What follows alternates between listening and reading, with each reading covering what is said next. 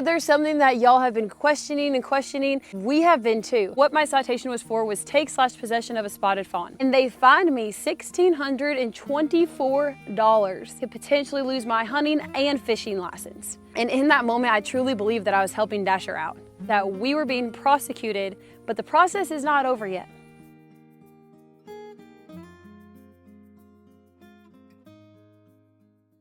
Hey y'all, welcome back to Cajun Country Living.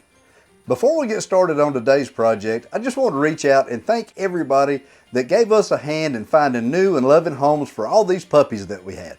We have been sent so many update pictures. The puppies are all living their best lives. Here's a photo, for example. And y'all, it has truly been such a blessing to meet a lot of y'all as well during this process, because we had so many of our own subscribers get these puppies, as well as a home for the mama. So a lot of y'all asked if we were gonna be able to keep Franny, but we were able to find her a home, so it actually worked out even better. We just got Woodrow, and one new pup is enough.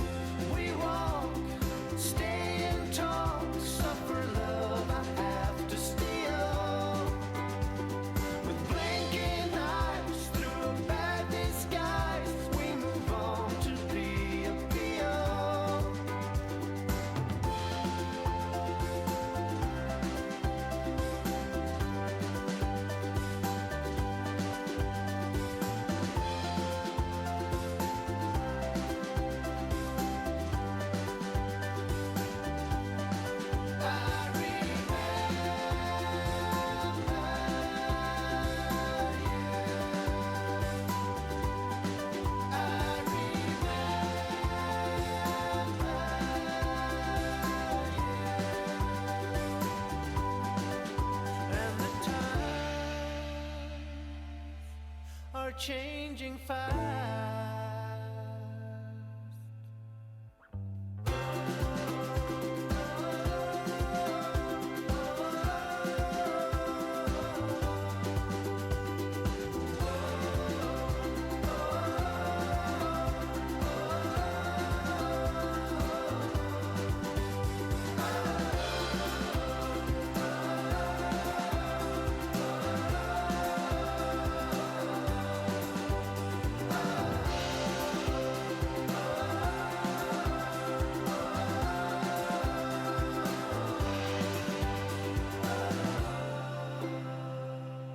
Jim took our last puppy this weekend, so we officially have no more here. Need a power station that's built to tackle it all? Meet the Bluetti Elite 200 V2, the ultimate 2 kilowatt-hour solution for any scenario. This powerhouse packs everything you need into one versatile, portable design. With 2800 watt output, the Elite 200 V2 handles high power applications effortlessly. And when you need a serious boost, Bluetti's Herculean mode kicks in, pushing it up to 3,900 watts, making it ready for anything. It's the perfect travel companion, packing 2 kilowatt hours of power into a size that fits really into any space, whether you're in an RV, camping, or on the road. Plus, this powerhouse is built to last up to 17 years of daily use, meaning fewer replacements and a greener choice. The ultra-low 10-watt standby keeps energy bills down too. The Bluetti Elite 200 V2 doubles the power with half the space. Ready for wherever life takes you. Glamp this fall with Bluetti Elite 200 V2. Power up your adventures in comfort and style. Head down to the description and click the link to get your hands on this Elite 200 V2 today. All right, y'all, back to the project. Whenever we got this chicken coop, it had a storm door on it, and we really liked that idea. You can see in, but it keeps the wind and the rain out. But the door that was on here was in bad shape, plus, not naming names, but somebody did break the handle off of it. There's that. Trying to be a showboat. Everybody knows you got muscles, Lydia. No sense in doing all that flexing. Sometimes they just got to be reminded. But we did get a door to replace the old one. It's going to be new with a complete door handle. It's going to go in this general direction right here. And if y'all can tell, we actually have not put the trim boards up on this until we got the door in. So it's going to be kind of like the front. It needs a little bit of touch-up work still in the front with that paint, but we were just kind of waiting until we get the door in, then we can match up these trim boards to it. So door, trim boards, paint on this side, and it'll be done. Now this chicken coop was supposed to be a whole free concept and wouldn't cost us much money, but here we are with a brand new door. This is going to last us a lifetime. At least we didn't have to buy the paint. Oh. Uh-oh, that didn't sound healthy. All right, y'all, this is a little king snake. And we're actually gonna leave this guy left alone because he's not poisonous and he actually kills other snakes, so kind of on the human side. But I think we're gonna relocate him into the woods. How about that? Easy, boy.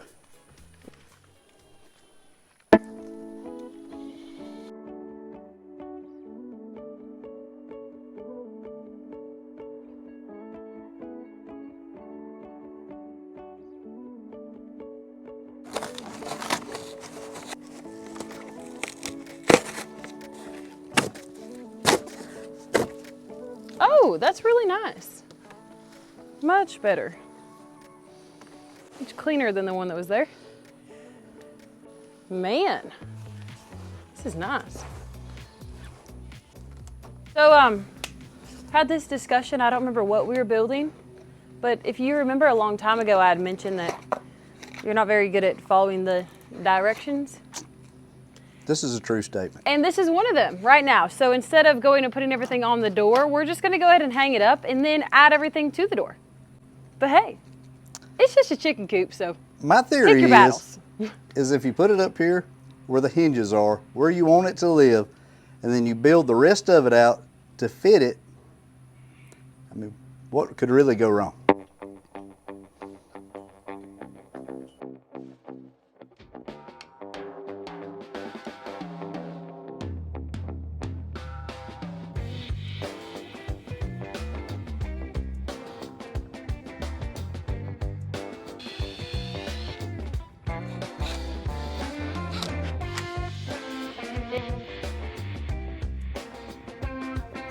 Oh, that's gonna look so good.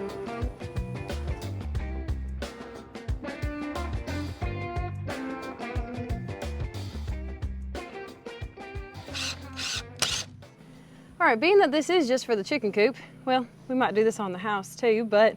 This is the hinge side, and we looked through these directions and we couldn't find any directions on how to properly install this on a remanufactured chicken coop. So we're just gonna wing it. We're gonna pop some screws in just to make sure that these hinges don't have pull and twist over time. And that's the main thing. The aesthetic of it, yeah, maybe a little bit, but I mean.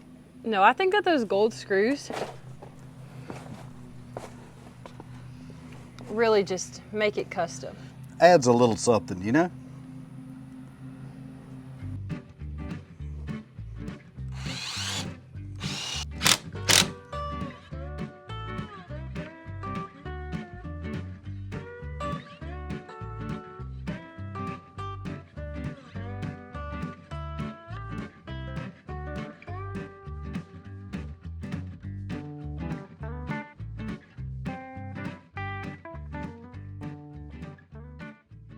When we went to mount this frame to this side, we had a little bit of a gap and it was going to be too much for the door to land to. So we ended up ripping a piece of siding and putting up here. This was out of our scrap pile. Kind of pushed this frame in to take that gap out. So now that's solid. This is solid.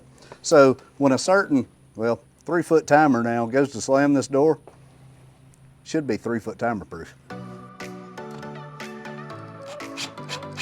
Just like to display all of our extra parts that we have here. 1, 2, 3, and 4. We always have extra parts. Okay, actually, some of this stuff like goes around the bottom of the door and the top of the door, but we're not really worried about it being completely sealed off. And putting this under there is just gonna be another place where a bunch of dirt and chicken poop and stuff can get hung up. So we're gonna pass on this.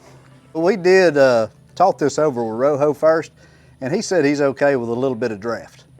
Yeah, and now I don't know why we're not putting this in. Not really sure what this is. Oh, but it looks like another type of that's a gray thing. Yeah. Rojo also said that this was not necessary.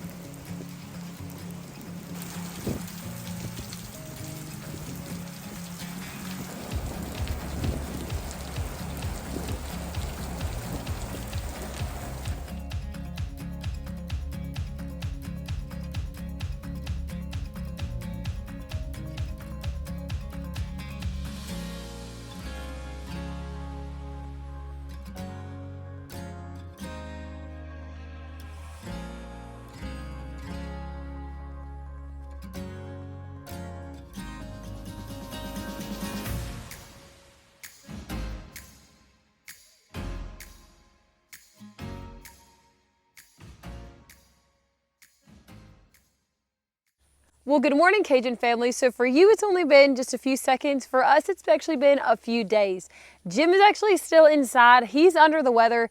Y'all, I don't know what took him, but I am telling you, whatever's going around this year is rough. You can tell my voice is actually still kind of hoarse, but I feel great. So getting back out here today, I had to tell y'all, last night we got almost 2 full inches of rain in a really short amount of time. And this morning, you can definitely tell it. Now, it's definitely drier than I thought that it was gonna be, but I still think it would be best to wait on the chicken coop a day or two, just so that way I can have the extra set of hands to start moving the quail in there, finish up some of these nest boxes, and just the little finishing work that we need to do. But instead, there's something that y'all have been questioning, and actually we have been too. And we finally got some answers. So y'all, I'm gonna give you an update of what happened with Dasher's Law. So if you've been with our channel for even just a few months, you heard about Dasher's Law. So if you haven't, this is kind of a quick recap. So what happened was back in June, I was driving on the road, and right in front of me, I actually had to stop my car before hitting a little baby deer that at max was 3 days old. He still had his umbilical cord. He couldn't even get up. We were in the middle of nowhere, and there was a house right by there that was known for having dogs on the loose. Now, this is something that I hadn't experienced till I moved down here, was how many people have just dogs roaming around. Like even these little towns, there's just like stray dogs that people feed, which I know is pretty common in other countries, but where I'm from in Illinois, if there's like one dog off of a leash, they were absolutely calling animal control. So we actually live in this area of Louisiana that nobody wanted to claim whenever the United States became the United States. The United States didn't want it, Mexico didn't want it, because the swampland was so thick. The area was just not great, really. It had no benefits at all to either for Mexico or the United States. And a lot of people who were like thieves, murderers, pirates, they would come here and camp and live and end up living out their days here because the swampland was so thick that nobody would be willing to go in and try to find them, even bounty hunters. And a lot of times, even if the bounty hunters did go in, they wouldn't come out. So it got this reputation down here that I think some things like, even like the dogs, you know, running around has so much of a normal sense of life that that's what they do here. So where I was going with that was that this house is known for having at least 6, 7, 8 dogs, and they're not the friendliest things in the world. Keep in mind, they're not leashed because, like I said, we live in the country, these people lived in the country. I needed to make the decision to, hey, let the dogs get it and move it off the side of the road and make it almost easier for the dogs, or I needed to bring it home and we could rehabilitate it and let it go right in our front yard where we see deer walking all the time. So what did I do? Brought the deer home, and within 10 hours, the wildlife and fishery were at our door. We walk up to the door, we say, hey, I bet you're here for the deer. And they say, yes, we are, yes, ma'am. So we go outside, we talk to them, we say, hey, you know, we were just gonna rehabilitate. Is there any other way that we can do that? What do we need to do to become rehabilitators? And at that point, they let us know that we could become rehabilitators. But what they didn't mention was that you actually can't rehabilitate deer in Louisiana. Deer are on the non-rehabilitation list, which means the second that we gave them Dasher, the baby fawn, was the second that they 100% were going to terminate him. So with us, he at least had a fighting chance. He was a lot stronger by the time that we brought him home to the time that they actually showed up. So at that point we said, okay, no problem. You know, we understand that you need to take him. Now, we do not support the idea of having to terminate him, but we're gonna see what we can do to fix that. Well, here they come back from the truck as well with a citation. So they hand me the citation and say, hey, look, you're also going to be ticketed for this. So what my citation was for was take/possession of a spotted fawn.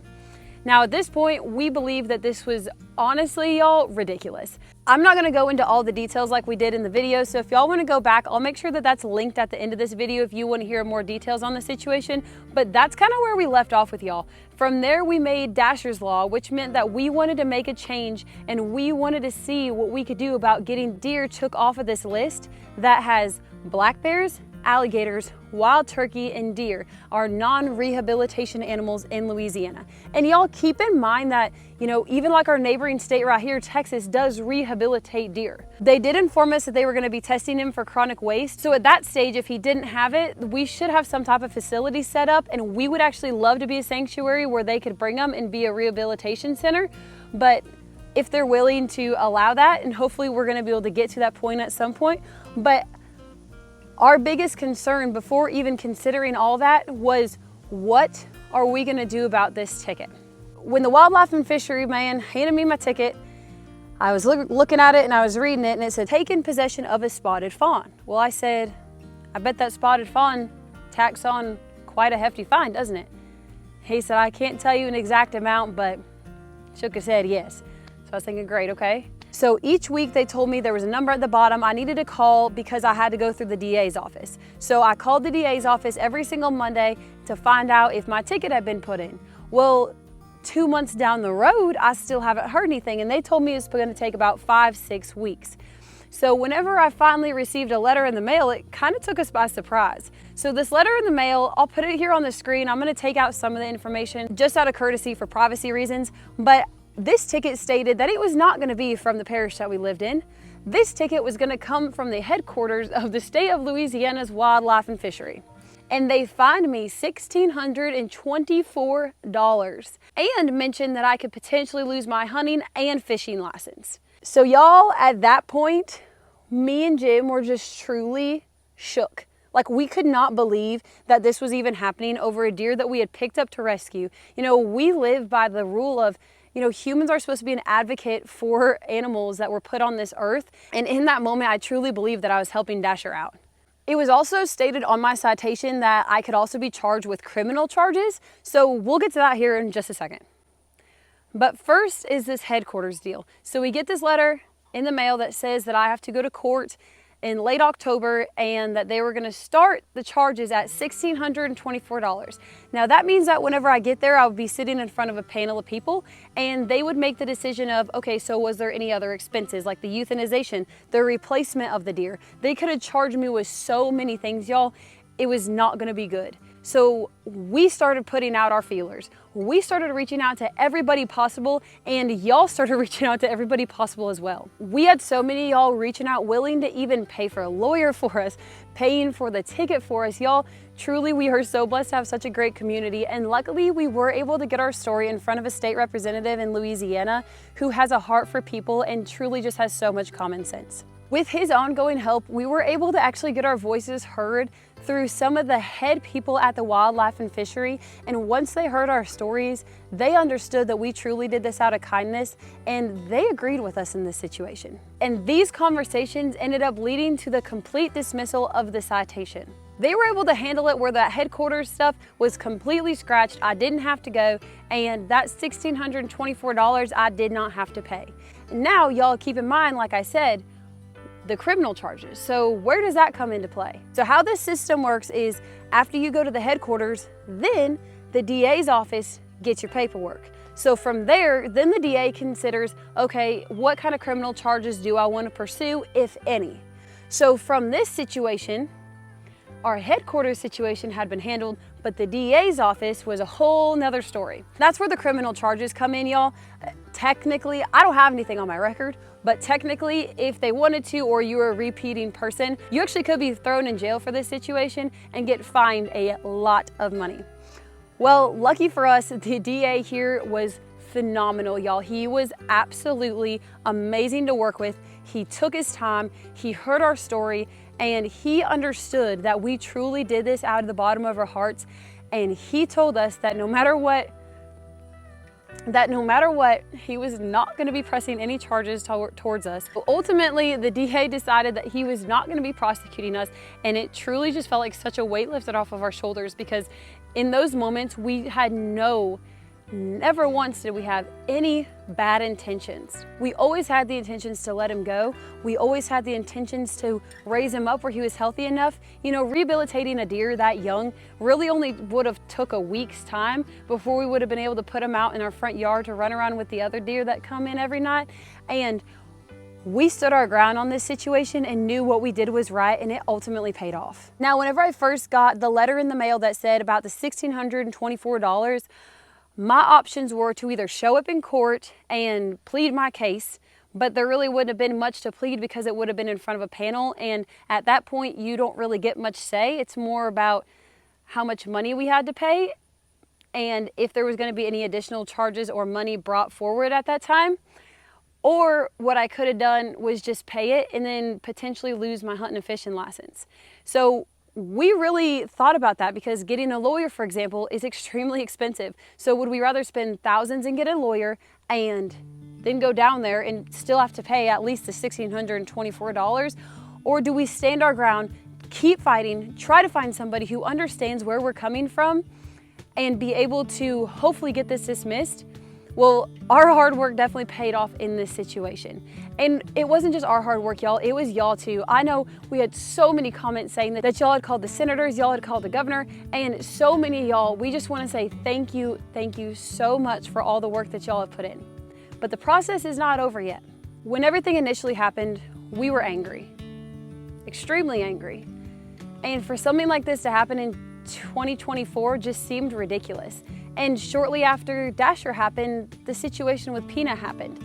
And it truly just shows what a shame sometimes things can be, and that some things really do need to be changed. Now that the ticket's out of the way, we can start actually focusing more on Dasher's Law. What that means is that we are going to be working with the same state representative, and I probably shouldn't speak for him, but we all have about the same feelings on this situation, and you know, this is something that other states do. So y'all, potentially this really seriously could get deer took off the non-rehabilitation list, okay?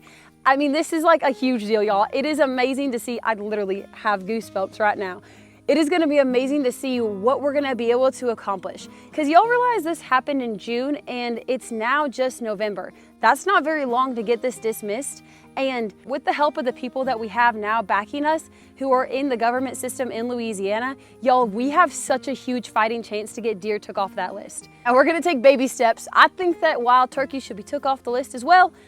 I understand bears and I understand alligators, but we gotta go one step at a time. So we're gonna start here, and y'all, I just want you to know that the ball is actually currently rolling on getting these things changed. So everybody who ordered a Dasher's Law shirt, anybody who commented, anybody who liked, even watched our videos, y'all are helping us so much. Even sharing all these videos, y'all, every single thing that y'all are doing, even if you think it's a little thing, is helping this message get out there. Now, poor Dasher obviously did get put down. Like I said, in the state of Louisiana, if they pick up any type of deer, these are the words from the Wildlife and Fishery, any type of deer, any age, they immediately terminate.